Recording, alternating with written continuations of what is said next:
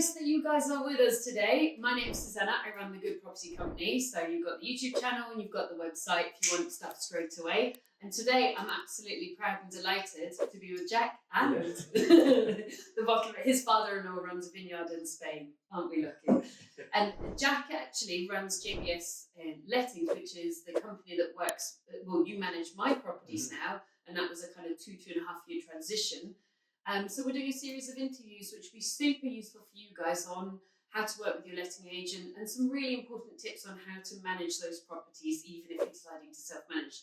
My question to you right now is tips on what a person will look out for to find a good letting agent. Yeah, well, I think with the all agents now, they should be, they're quite heavily regulated. So the first port call I would say is make sure they're registered with Arla Property Mark. Yeah. So that's like the governing body for letting agents. ARLA. Yeah, and then Property Mark, so it's kind of like a green and blue logo. Yeah. So I would expect any agents that you're looking at should be Arla Property Mark registered. Yeah. And actually, as you're probably an investor or a landlord, I know most lenders require the agent who's valuing a property to be Arla Property Mark accredited. Okay. So if you're looking for a valuation for rental wise to help with your lending, that's probably going to be an Arla registered agent that would do that. Gotcha. They should also have client money protection. That's again legal compliance. And how do you check that? It should be on their website. So they should be advertising that on the website. But they have client money protection. There's a few different schemes they can use. Now, how would I check that as a landlord?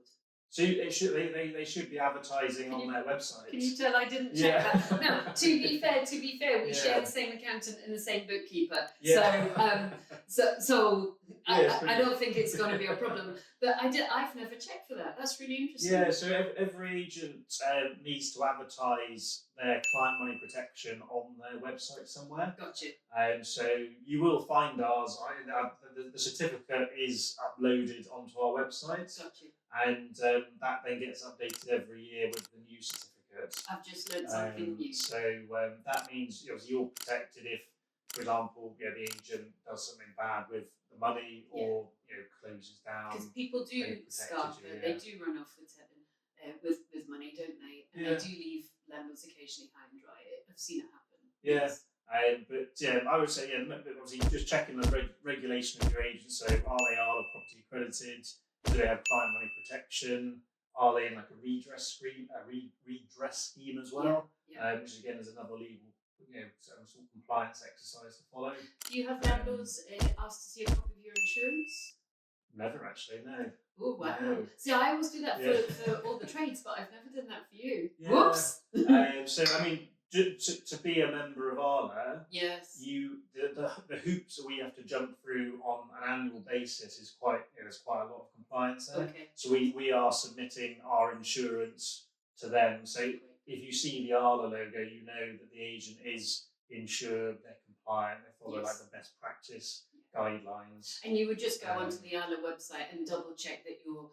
I mean, years ago, I think one electrician pretended he was a member of whatever. Yeah. And actually he wasn't. So these days you always take the serial number if you like and check. Yeah, so you can search, you can go on like Arla Property Mark and it will you can search the agents. Gotcha. And then that will come up with exactly who's registered in there and actually what level of exams they've completed. Gotcha. So what about reviews? How valuable are they?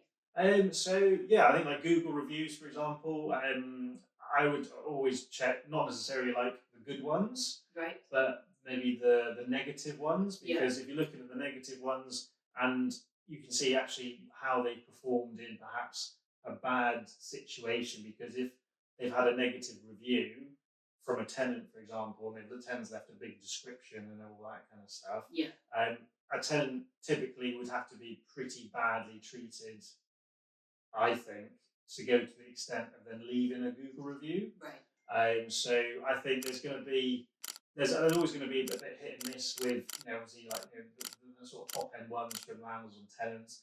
That's I think quite common having good reviews. Yes. However, if you look at the bad reviews, I think that then shows you how the agent is performing, how they then whether it's a landlord or tenant negative review. Got you. And then if they pick it up and say, you know, can you contact us, Yeah. or this is what we've done. Got you. Yeah. Got you.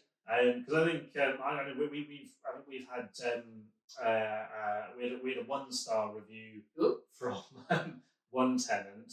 However, in the description of his review, he had written, you know, the agent's taken our deposit. The DPS agreed with him, and like basically, I was like, you basically, it was an angry tenant. Yeah.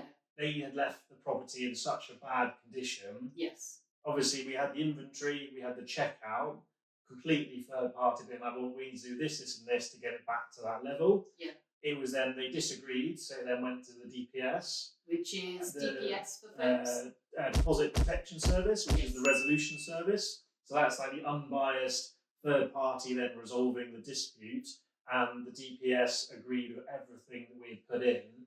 Yeah. And so when I then replied to the review on Google.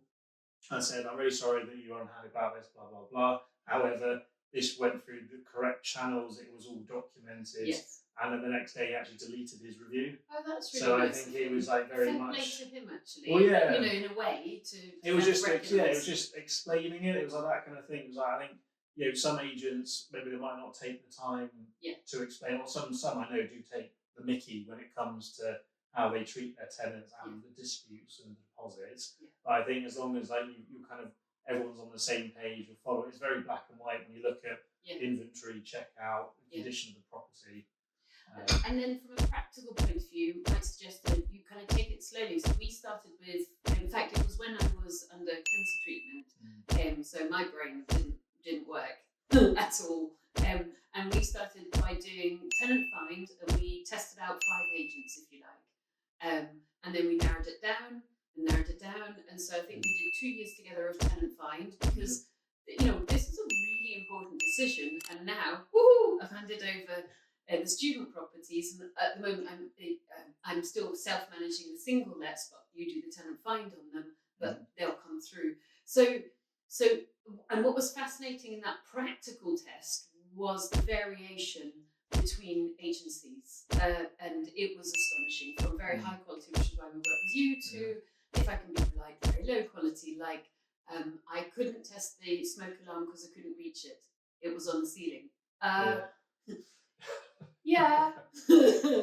You know, and if a letting agent can't test the smoke alarm, like that's my tenant's safety. Like, you know, so you know, another stuff. So actually do some practical testing, you know, are they good at the day-to-day job as well? Yeah. Hope that's useful, guys. If you want to get into, if you are in Bristol and you think, you know what, I fancy travelling off like I am doing now. I shouldn't say this too loudly, should I, Jack?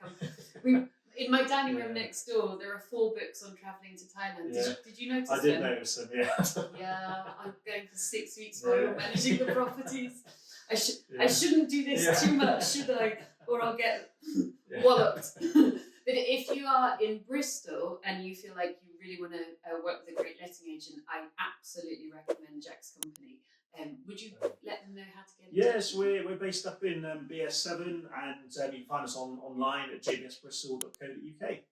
And if you're not in Bristol, hope that's super helpful for you guys to figure out how to hand over, you know, step by step to letting agent, do your proper due diligence, and then do your practical due diligence. And it's made the world a difference to me. So after 15 years of self-managing, I'm so grateful I'm doing this. And if you want more property education, thegoodpropertycompany.co.uk. Right. Good luck to you. All right, guys, now you know how to get started in property. For step number 1, go to the next vid and we'll show you how sourcing discounted deals works. That's where you make your money.